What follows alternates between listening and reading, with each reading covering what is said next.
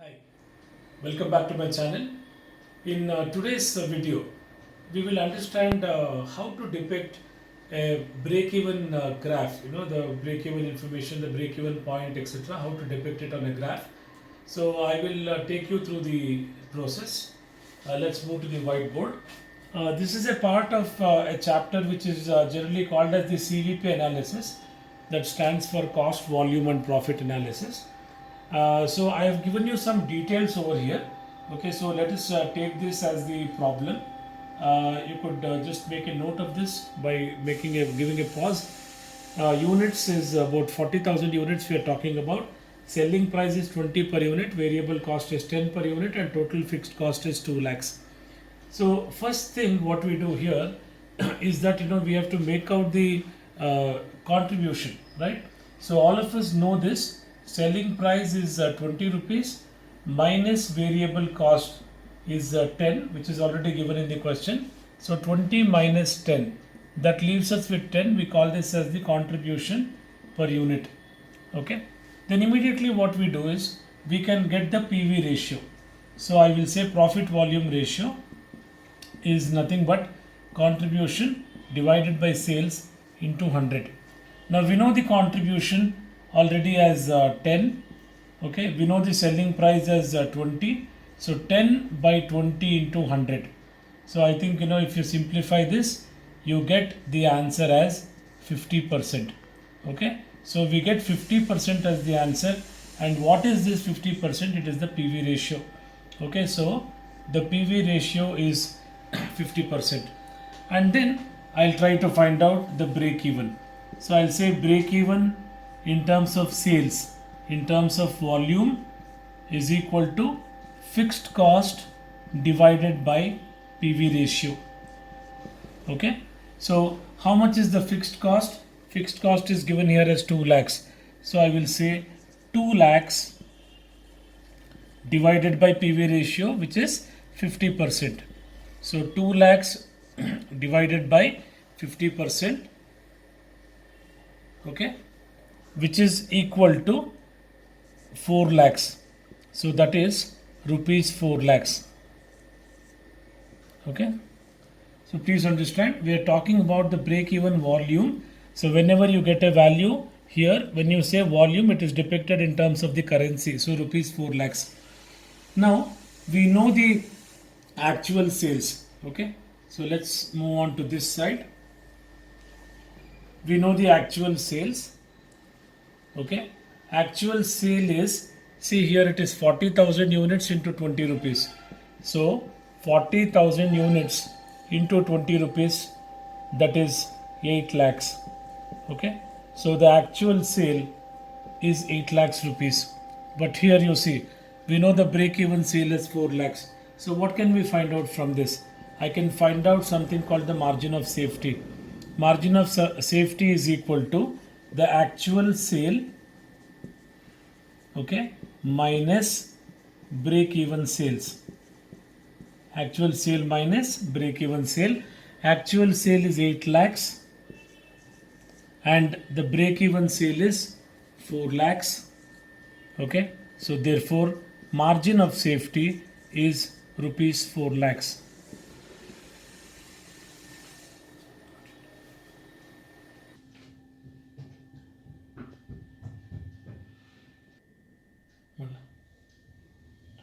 Okay, so let's try to understand this graph, and this is how basic graph looks like. I'm sure all of you have already learned it. This is called the x-axis, and this is called the y-axis. Okay, I have taken the scale like this. On an x-axis, that is here, right? I have taken for every 2 inches as 10,000 units. On y-axis, for every 2 inches, I have taken it as rupees 1 lakh. Okay, so I've written it like this: 10,000, 20,000, 30, 40, 50, and so on. So this, as I've told you already, this is in terms of units. On the y-axis, you have information as cost and revenue. Okay, so first thing is that we need to predict the fixed cost, and if you remember, we already have worked out this sum. Okay, and the FC happens to be 2 lakhs rupees. Okay, now we know fixed cost is something that is going to remain fixed. It is not going to change with your increase in production or decrease in production. So fixed cost is something that is going to be starting with 2 lakhs. So even when your production is zero, you will still incur a fixed cost, and regardless of the production, this 2 lakhs is going to remain constant at all levels of output. So basically you should understand that a fixed cost line or a fixed cost curve moves parallelly with x-axis. Okay, now you see, I told you fixed cost is going to remain fixed. So you have a straight line and a line which runs in parallel to the x-axis, right? So fixed cost is remaining 2 lakhs at all levels of production. Okay, so this happens to be the fixed cost curve. Okay, so we have drawn the fixed cost curve here. Now let's try to do the total cost. I'm ignoring the variable cost because I'll be doing it in the next video. So I'm taking the total cost, and now please see here, total cost is not going to start with your 0 units. Why? Because even if the production is 0 units, you will still incur the fixed cost, isn't it? So therefore your total cost is going to start from here. This 2 lakhs becomes very important. So from here it is going to go, and kindly see this. All of us are aware that the fixed cost is 2 lakhs at 40,000 units. Okay, that is the production that we are talking about. At 40,000 units, we are all aware that there is already a fixed cost. So what is total cost? It is FC plus VC. Okay, so FC is 2 lakhs, which is already given, right? And what about the variable cost? We are talking about 40,000 units. Variable cost is 10 rupees. That is, 40,000 into 10 is 4 lakhs. So I'm taking a total of 2 lakhs and 4 lakhs, which is nothing but 6 lakhs. Correct? So what I'm trying to do is, I'm trying to reach to 6 lakhs in this line. 40,000 units and 6 lakhs here, this intersection. Okay, so I put a dot here and I try to join this 2 lakhs via this dot, and it gets extended.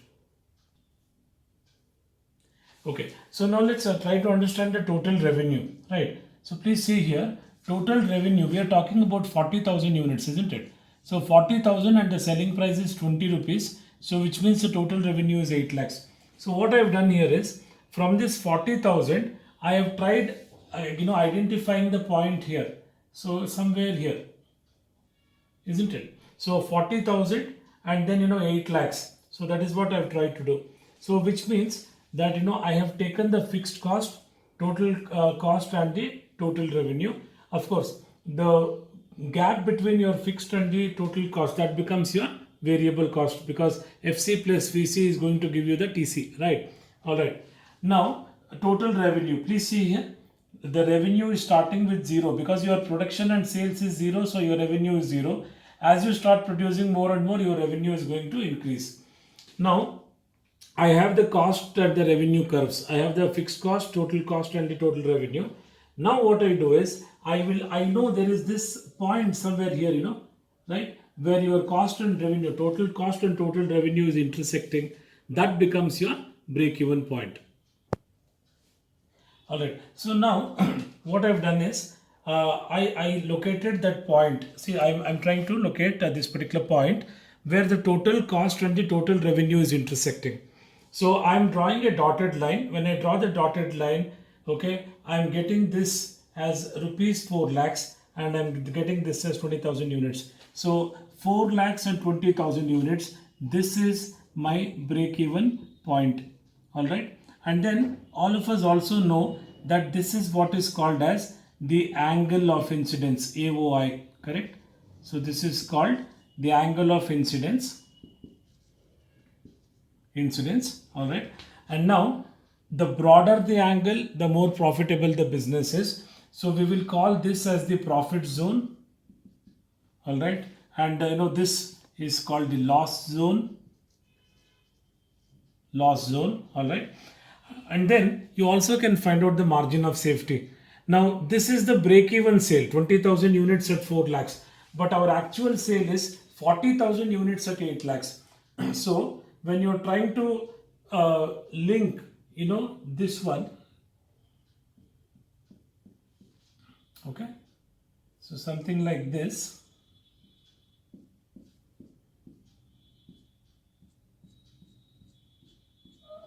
Okay, this becomes your margin of safety, the actual sales minus the break-even sales. Okay, And if you are doing the total, what is it, the variable cost curve also starts from the zero, all right, and then it's going to move upwards. And but more important than that would be something called as the total cost curve and the total revenue curve.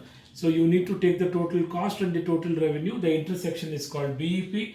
This is called angle of incidence. This is the profit zone. This is the loss zone. And your actual sales, when you depict it on the graph, that becomes something called as the margin of safety.